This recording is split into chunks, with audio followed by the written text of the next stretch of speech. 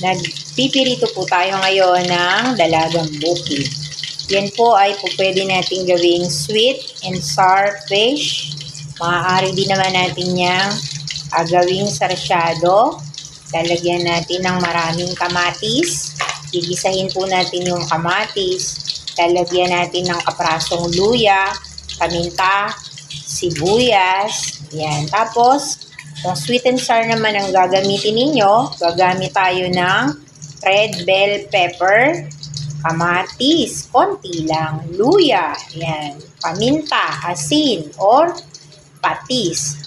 Ganun lang po yan guys. Marami tayong po pwedeng gawing recipe dito sa ating pinipiritong dalagang bukid. So yan po ay dapat golden brown ng pagkakapirito. Huwag naman yung masyadong hilaw.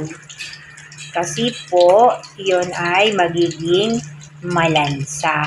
So, dapat po ay crispy golden brown. So, yan guys. Baligtarin natin.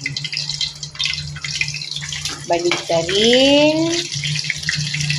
Ayan. O, diba? Kaya po natin pinaputol yan para magkasya siya dyan sa kawali. Kasi, pagka po hindi natin ipapaputol, hindi po yan magkakasya sa kawali. O, diba? So, yan po ang ating pinipiritong dalagang bukid.